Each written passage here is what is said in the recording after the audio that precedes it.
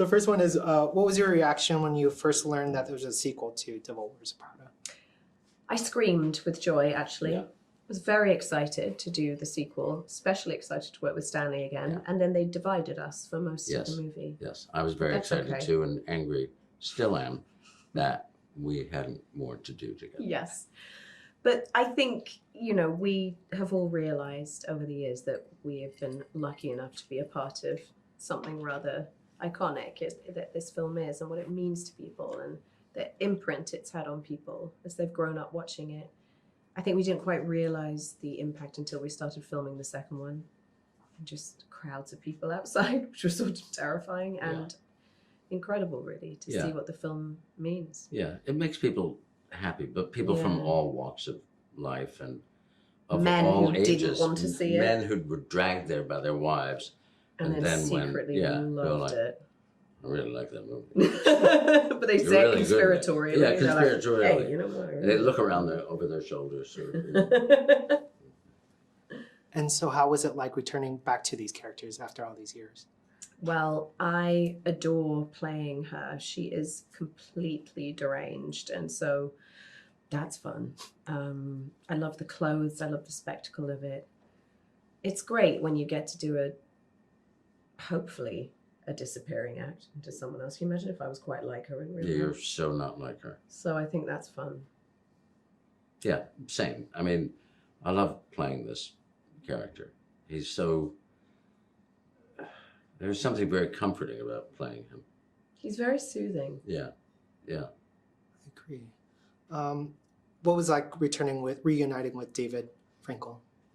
I mean, David Frankel sort of changed my entire life, really, and my career, certainly. And I think a lot of people auditioned for the Emily role, and I ran in, I'm sure, amongst the hundreds of other people who read for the part, and he, thank God, liked it and wanted me to do it. And I think then I was a part of a film that everyone saw and everyone loved, and it was life-changing. You know, it opened the door to play such wild characters because she's so bonkers. It became indicative of like what I wanted to kind of do moving forward. I owe him a great deal, really, and he's very calm. He looks a bit like Julius Caesar. He's got this very Roman. Like Marlon Brando. He does look like Marlon Brando, actually, yeah. Very handsome, David. Very handsome and very calm. Very calm. Surrounded by smart. bedlam and so many cooks in the kitchen. Yeah.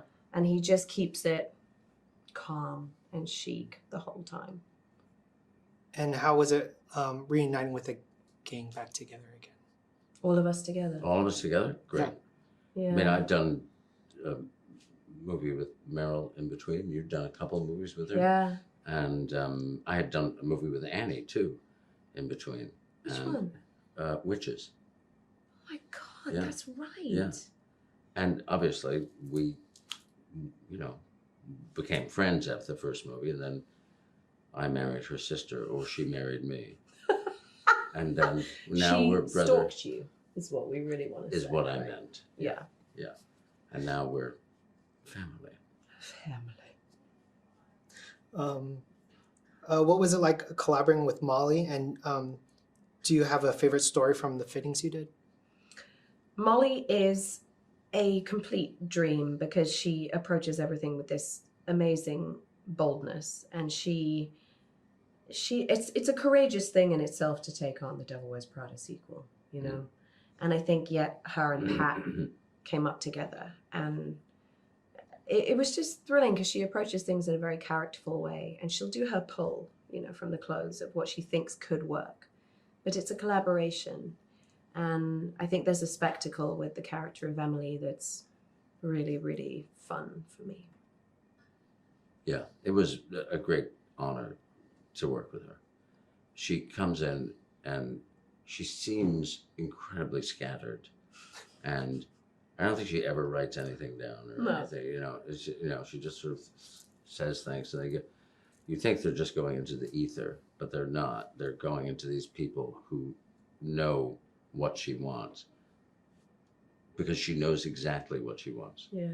And it was, I have to say, it was one of the best experiences I've ever had with a wardrobe department. Yeah, it was heaven. Yeah, I loved it. Any favorite looks? All of it. All Honestly, of it, truly. all of it. I mean, I did love the archival Dior stuff. I mean, I think the newspaper print hoodie with the big green bomber and those tweed jodhpurs. I mean, who would have thought that should go together? But I loved it. I love all the sort of corseted bondage references of Emily's clothes. They're so edgy and weird, and that juxtaposed with this very posh British Yeah. accent, I think is quite Yeah. fun. It's very disturbing. Very disturbing, yeah. Last question. Why do you think Devil Wears Prada has endured after all these years and continues to increase their fan base? I think it's fun as hell. And I think it's a beautifully made film. And I think it is full of heart. It's not just dry and acerbic and funny and clever. It's full of heart. And I think people relate to these characters. They might never get the chance to work at somewhere like Runway. They might not want to work at Runway. But I think a lot of people see themselves, that kind of plight for success, for a great job, for holding down a great job, for rent, for your conscience remaining intact. I mean, I think it's very relatable. Yeah, it has real endurance, and it's I would say it's like the perfect Hollywood movie. Yeah. The structure of it is great and classical. So quotable. Right, very quotable. So quotable. And it's funny, and like Em says, it has real heart to it. It has depth to it. You think it might be just this one thing at the beginning, but it really has great. Yeah. It has great depth to it.